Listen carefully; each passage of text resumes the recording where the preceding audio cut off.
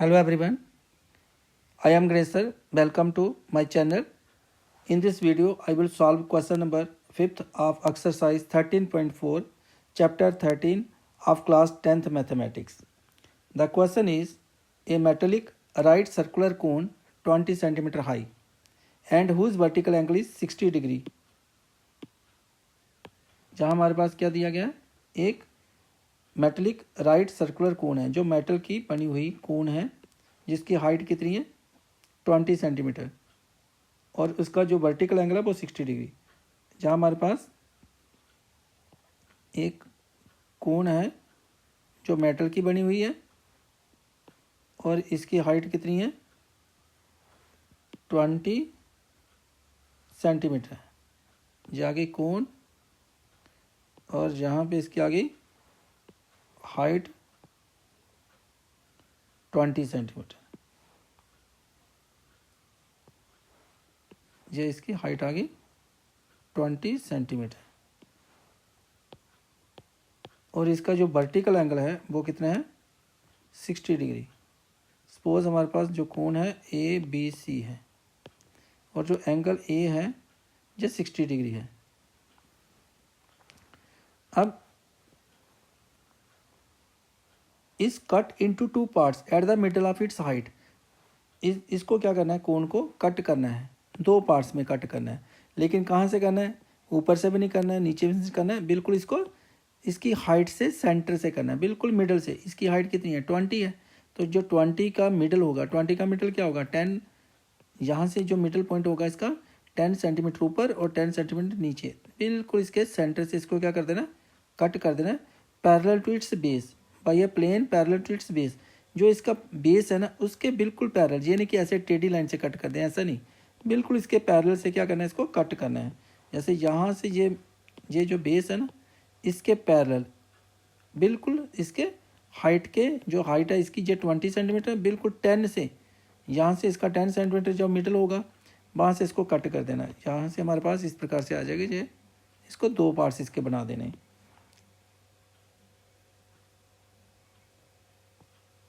जिसके दो पार्ट्स हो जाएंगे।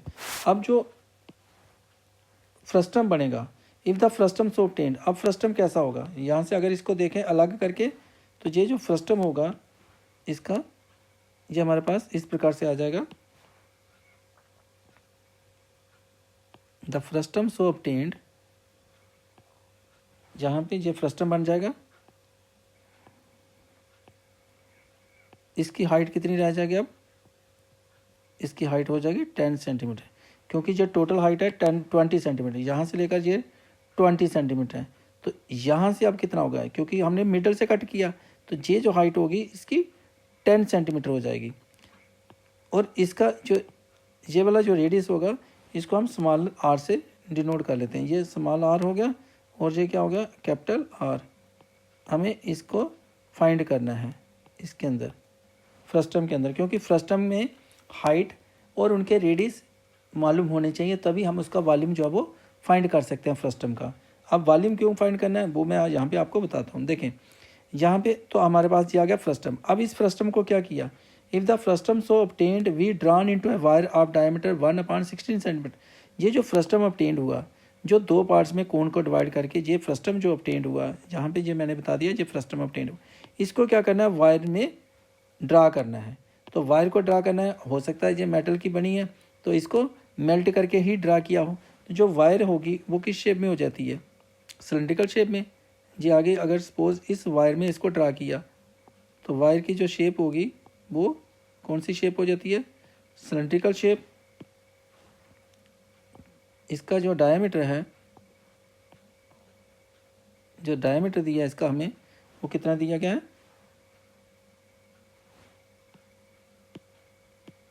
1/16 सेंटीमीटर।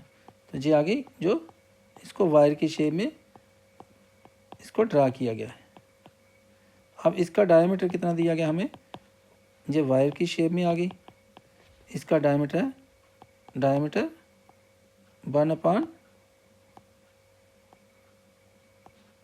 1/16 सेंटीमीटर इसका डायमीटर है।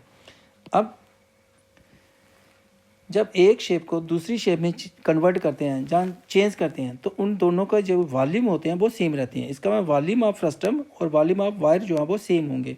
तो वॉल्यूम ऑफ फ्रस्टम जो है इसका फार्मूला यूज़ होगा 1/3 pi H into R square plus R square plus R into are.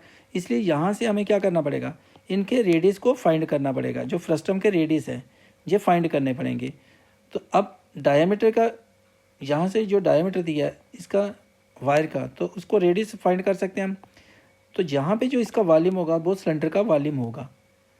तो सिलेंडर का वॉल्यूम और फ्रस्टम का वॉल्यूम को क्या करेंगे, हम इक्वल कर लेंगे। अब जब इक्वल करेंगे तो इसके लिए तो रेडियस हमें फाइंड करना है।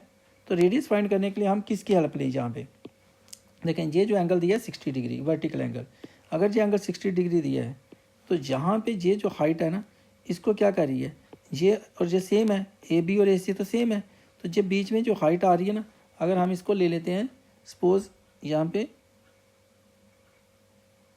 ये तो आर आ गया इसके लिए रेडियस के लिए, यहाँ से इसको हम इधर लिख लेते हैं आर, इसका यहाँ से आर को इधर लिख लेते हैं इसका। अब ये जो पॉइंट है सपोज ये पी पॉइंट है और इसको हम क्या कर लेते हैं एल और एम ले लेते हैं जो फ्रस्टम है जिसमें पैरेलल लाइन से इसको कट किया गया है। तो अब ये फ्रस्टम हमारे पास हो गया एल एम और ये सी और बी। हमें इसका आर फाइंड करने के लिए हमारे पास ये एंगल जो है वो 30 डिग्री है, ये वाला 30 डिग्री हो जाएगा। इस एंगल को हम कहेंगे 30 डिग्री। अब अगर ये 30 डिग्री है तो ये कितने है हमारे पास 20 और ये कितना है इस वक्त 10 है। इसको हम यहाँ पे कर देते हैं इसका क्यू पॉइंट, यहाँ पे क्यू पॉइंट कर लेते हैं। अब ये हमारे पास एक ट्राइंगल है जो राइट ट्राइंगल है, क्योंकि हाइट तो परपेंडिकुलर होगी, ये हाइट जो है परपेंडिकुलर होगी और ये भी परपेंडिकुलर होगा। अब अगर हम इसको ट्रिग्नोमेट्री रेशियो से हमें इसको देखें तो ये जो ट्राइंगल बनी हमारे पास ए पी बी, इस ट्राइंगल में ये एंगल 30 है। अगर ये 30 है तो इस एंगल के कॉरस्पॉन्डिंग ये बेस है ए पी और ये बी पी जो है ना ये परपेंडिकुलर हो जाएगी, क्योंकि मैं ए पी बी ट्राइंगल ले रहा हूँ। अगर ए पी बी ट्राइंगल लेता हूँ तो जो ए पी जो है बेस हो जाएगा इस 30 एंगल के लिए और जो बी पी है ये क्या बन जाएगा परपेंडिकुलर। तो जब हमें एक साइड यहाँ पे ये दी है पी 20, तो ये एक एंगल भी दिया है किसी एक ट्राइंगल के अंदर जो राइट एंगल होती है उसकी अगर एक साइड मालूम हो और उसका जो एक्यूट एंगल भी मालूम हो तो हम क्या कर सकते हैं दूसरी साइड उसकी फाइंड कर सकते हैं ट्रिग्नोमेट्री रेशियो यूज़ करके। तो यहाँ पे हम करते हैं इसका सोल्यूशन, जो इसकी फाइंड करते हैं स्मॉल आर और कैपिटल आर जो दोनों रेडियस हैं जो फ्रस्टम के, उनको फाइंड करते हैं। तो यहाँ पे हमारे पास आ गया जो कैपिटल आर है इस वक्त आर डिवाइडेड बाई जो ए पी है, R divided by A P किसके इक्वल होगा, आर जो है इस वक्त जो रेडियस है इसका वो हो जाएगा इस ट्राइंगल के लिए परपेंडिकुलर और ये बन जाएगा बेस और परपेंडिकुलर अपॉन बेस जो है, क्योंकि एंगल हम 30 डिग्री ले रहे हैं तो जब 30 डिग्री एंगल लेंगे तो ये बेस हो जाएगा और ये परपेंडिकुलर, तो परपेंडिकुलर अपॉन बेस क्या होता है 10। तो परपेंडिकुलर अपॉन बेस अगर 10 है तो 10 कितनी डिग्री हो गया 30 डिग्री। तो इसका मीनिंग जो आर है अपॉन ए पी तो 20 है सेंटीमीटर, जो ए पी की वैल्यू है वो हाइट है, तो हाइट है 20 सेंटीमीटर क्योंकि ए पी कोण की हाइट है तो वो 20 सेंटीमीटर। तो 10/30 की वैल्यू जो है वो 1/√3 होगी। तो यहाँ से आर फाइंड करने के लिए हम क्या करेंगे 20 को 1/√3 से यहाँ पे मल्टीप्लाई कर लेंगे, 20 को 1/√3 से, तो आ जाएगा हमारे पास 20/√3 सेंटीमीटर। ये हमने आर की वैल्यू को फाइंड कर लिया।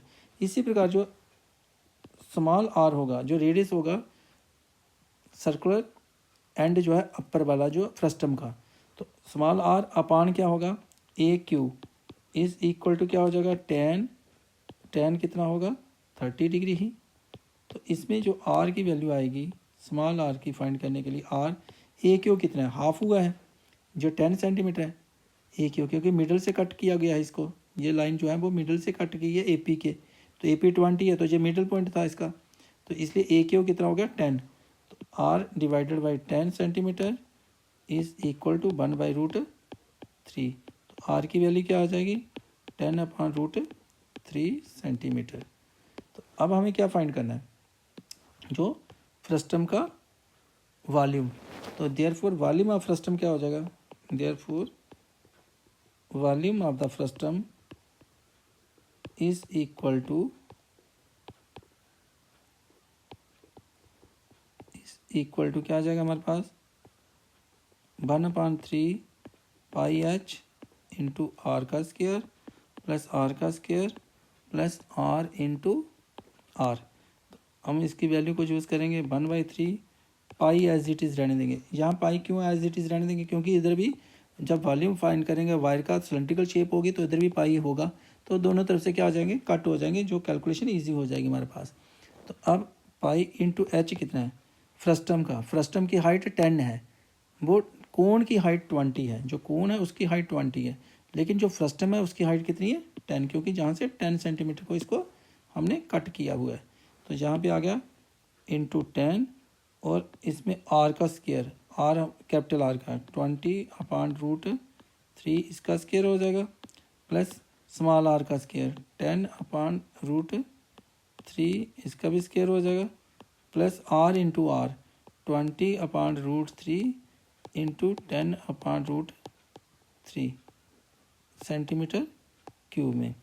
अब हमारे पास आ गया 1 को 10 से मल्टीप्लाई करेंगे 10π/3 और इंटू में क्या रहा, इंटू में हमारे पास 20/√3 का स्क्वायर करेंगे तो आएगा 400/3 प्लस 10/√3 का करेंगे तो 100/3 प्लस 10 को 20 से मल्टीप्लाई करेंगे 200 क्या आ जाएगा √3 को √3 से करेंगे तो 3 सेंटीमीटर।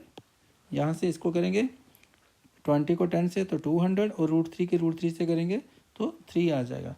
अब हमारे पास यहाँ से क्या आ जाएगा 10π/3 और इनको क्या कर सकते हैं, क्योंकि जहाँ पे डिनोमिनेटर सबके सेम है इनको ऐड कर लेंगे, ऐड करेंगे तो 400 प्लस 100 500 प्लस 200 700 डिवाइड में कितना आ जाएगा 3, तीनों का जो कॉमन सेम बेस है तो सेम बेस होगा तो एलसीएम 3 आ जाएगा और इनको ऐड कर लेंगे 400 प्लस 100 प्लस 200 तो हमारे पास आ जाएगा 700/3 सेंटीमीटर क्यूब। अब इसको हम क्या करेंगे 10π को 700 से मल्टीप्लाई करेंगे तो 7000 आ जाएगा 7000 पाई और डिवाइड में कितना आ जाएगा 9। इसको लिखते हैं 7000 पाई और डिवाइड में 9 सेंटीमीटर क्यूब। ये किसका आ गया volume frustum of the cone का। अब जो सिलेंड्रिकल वायर बनी, जो वायर बनी उसका जो डायमीटर है वो 1/16 सेंटीमीटर है। अब डायमीटर ऑफ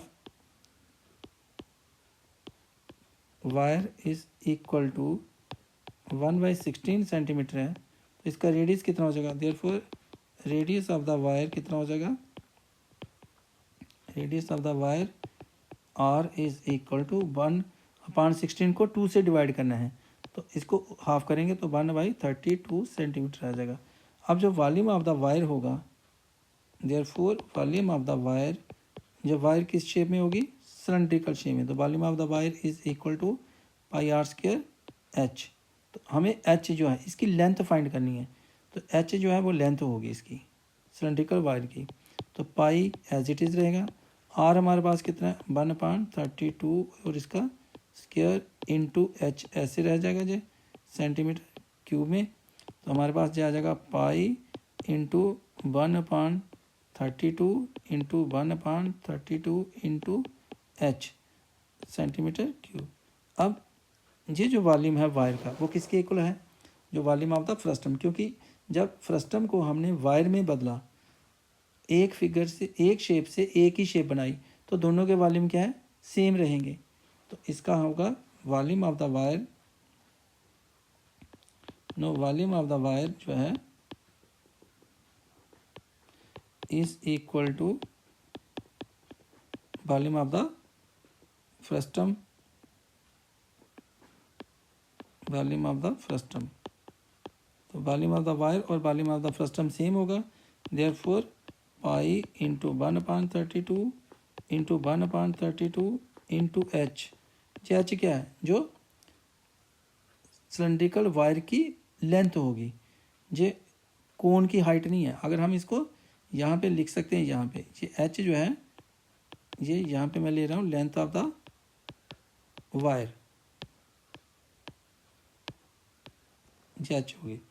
इस इक्वल टू कितना होगा? 7000/9 और पाई। यहाँ से पाई को क्या कर सकते हैं हम? कट कर सकते हैं। तो एच की वैल्यू फाइंड करनी है हमें। तो H is equal to 7000 divide में 9 इंटू क्या होगा? 32 इंटू 32। जो हमारे पास क्या आ जाएगा? 7000 को 32 इंटू 32 से करेंगे मल्टीप्लाई, तो हमारे पास आएगा 7168 और 0। तो इसके साथ 3 0 लगे हैं, तो जहाँ पे आ जाएंगे, जी हमारे पास आ जाएगा 7168 और साथ में 000। जब हम इसकी मल्टीप्लाई करेंगे 7000 को 32 इंटू 32 से मल्टीप्लाई करेंगे, तो हमारे पास 7168,000 आ जाएगा। और डिवाइड में कितना है? 9। और ये किस में रह रही है? जो हाइट, जो लेंथ ऑफ द वायर आ रही है, क्योंकि इस वक्त ये सेंटीमीटर में आ रही है, तो इसको हम क्या कर सकते हैं? इसको मीटर में चेंज कर लेंगे। तो मीटर में चेंज करने के लिए हमारे पास क्या हो जाएगा? यहाँ से इसको हम मीटर में चेंज करेंगे, तो 7168,000 और डिवाइड में कितना आएगा? 9 इंटू 100 और ये आ गई मीटर में। और ये 2 0 और 2 0 इसकी कैंसिल कर लेंगे। अब इसको 71680 को डिवाइड करेंगे 9 के साथ, तो हमारे पास आ जाएगा 7168 को हमने करना है 9 के साथ, तो आएगा 7964.4 मीटर। जो वायर की लेंथ होगी वो हमारे पास कितनी आ जाएगी? 7964.4 metre. Hence the length of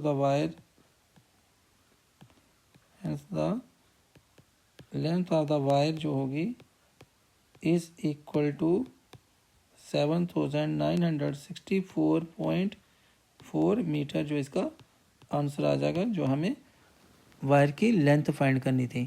तो इसके साथ इस क्वेश्चन का जो सलूशन है वो कंप्लीट हुआ। ये इस एक्सरसाइज का लास्ट क्वेश्चन था। अब नेक्स्ट चैप्टर के लिए नेक्स्ट वीडियो को देखें। इस चैनल को लाइक करें, शेयर करें और सब्सक्राइब करें, और डिस्क्रिप्शन बॉक्स में जो प्लेलिस्ट दी गई हैं उनको भी वॉच करें।